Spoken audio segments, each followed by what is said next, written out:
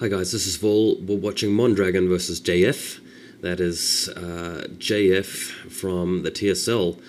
So back to the TSL. Mondragon was actually the one who was favoured by most to actually win the entire tournament, but then JF won it. But neither of them actually met each other during the round of 16, the whole actual playoff stage. They may have had a game during the qualifications, but what's really interesting to me about this particular match is that we actually get to see a game between the tournament winner and the player that was denied a chance at the finals due to Driven beating him earlier on in the tournament stage. And the map is Bluestorm, one which Mondragon did very well on ZVP. He's played a lot of Zerg versus Protoss on this map. It's a very strong map for him, and I'm really looking to see how well he does against such a renowned and skilled player as JF. So JF putting his pylon down initially at his natural expansion, looking to take that later on, as we know, and sending down the probe. We'll see whether Mondragon does go for a 9 pool, as he typically does in this situation, in this matchup against the Protoss, and just remains to be seen how fast he goes and whether he gets the quick Zergling speed. A lot of people have been skipping that these days in the pro scene, as Diggity keeps pointing out. That Zerg players tend to skip the Zergling speed. Did I say probe speed earlier? I must have made a mistake. Zergling speed is what I meant, and going straight for the lair upgrade, and that seems to mess around with the matchup a little bit. I'm not too sure how big a difference it makes, but it does seem to be true that players are liking that idea. And Mondragon is opting for that quick spawning pool. He is opting for that fast gas as well. He will more than likely be going for Zergling speed. And JF still hasn't put down a forge. Really expecting him to put down that forge very shortly, because he knows that Mondragon... Yeah, there it is. He knows that Mondragon is going for the faster Zerglings. Now, as to what actually happens in the mid-game, whether Mondragon actually successfully makes a speedling run-by, that remains to be seen. If he does, let's just hope for JF's sake that he doesn't get too many Zerglings past. And the probe's being a bit annoying here, taking some pot shots at the harvesting drones here, trying to get some gas. Who knows whether he'll be able to get a kill out of it, but right in the thick of the workers, and Mondragon's taking the opportunity to just snap off a few shots. And there's the first photon cannon going down. We'll see a second one coming up fairly shortly. And he does get a drone kill. So very nice play there by JF, managing to harass those drones sufficiently to get a kill out of it. And there's Mondragon's first 4 Zerglings. He hasn't got a 5th and 6th by the looks. And he has successfully put down a hatchery. The probe hasn't prevented him from doing that. Just chasing away at the probe with the Zerglings. JF putting down a gateway, and Nexus has got that second cannon walking in. It looks like Mondragon's not even going to bother to attempt a speedling run-by.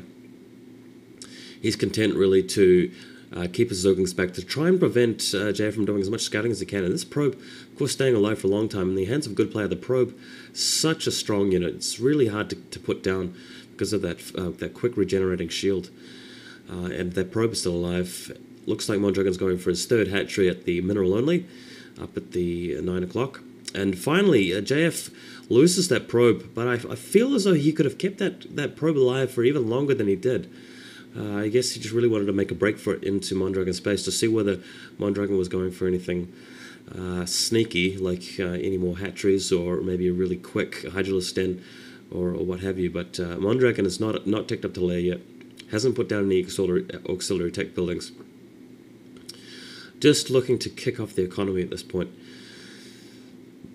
So JF sent out another scouting probe. He's heading it down just straight through the gap. Mondragon, of course, got a single Zergling there to prevent him from doing any more scouting.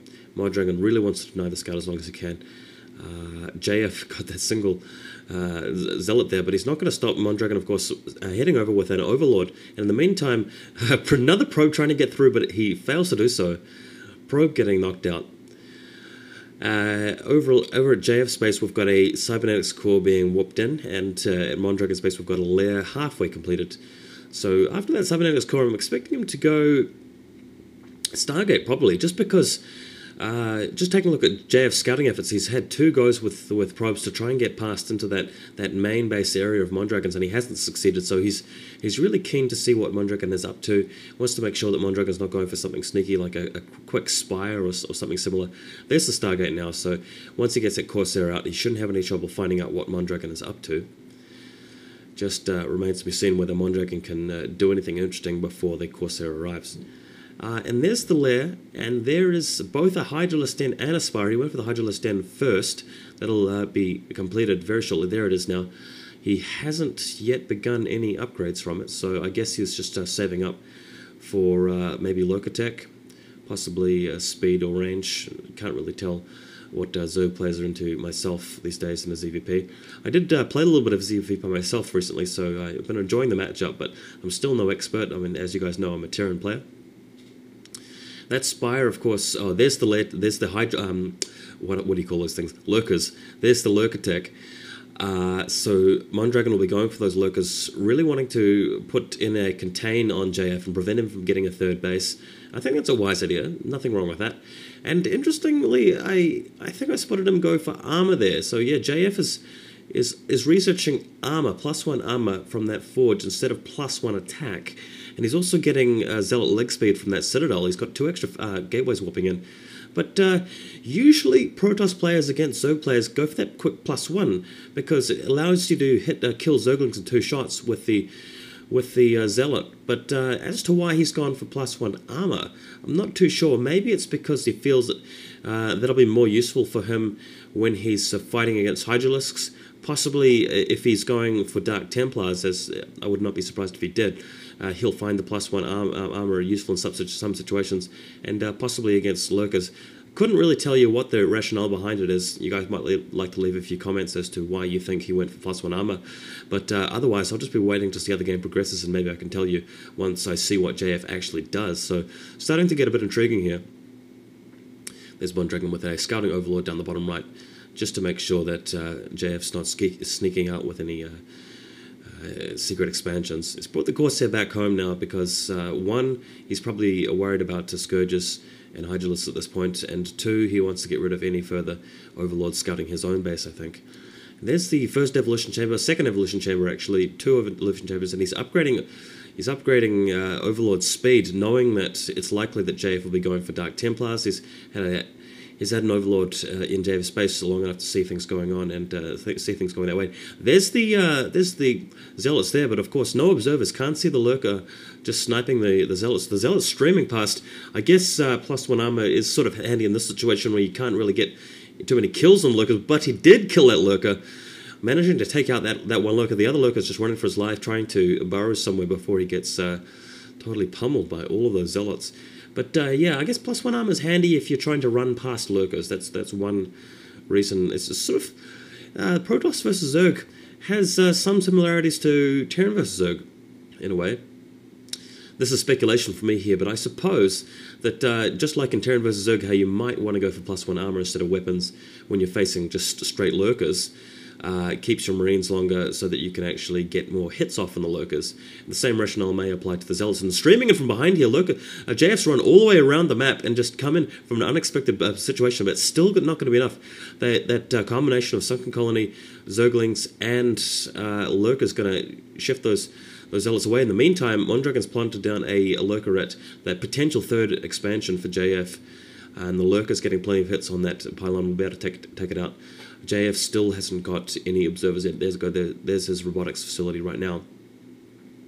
So JF still contained in his base. And just coming back to the analogy of Terran versus Zerg, it's very similar to Protoss Zerg in another respect. I mean, there are vast differences between the matchups. And by the way, Dark Templar, if you guys can't see that, just in case you're blind.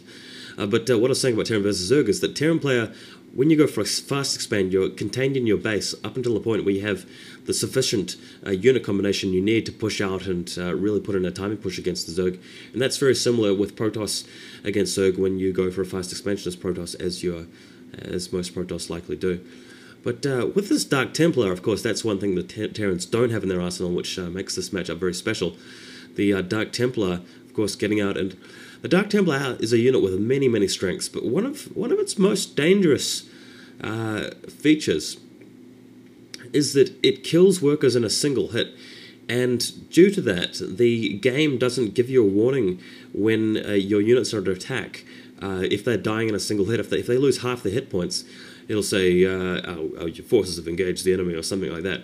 But it won't say that. And wow, a number of drones just got killed there. And just to prove my point, I think there was a Dark Templar in there, and my screen wasn't actually focused on it. A bunch of drones actually got killed just then. And there's the culprit Dark Templar. It's already racked up a number of kills, so things looking really dangerous already from JF, even though he hasn't pushed out with a large force. So he's got a few Zerglings, a few Zealots out in the field. He's still getting kills on Mondragon anyway, and Mondragon's really got to be careful with his forces. And it looks like a large number of High Templars ready. He'll be saving them to save up a lot of energy to get ready to just blast Mondragon with storms. Got a few Dragoons sniping that Scourge, and looks like the way has been cleared for this third base. There goes the next.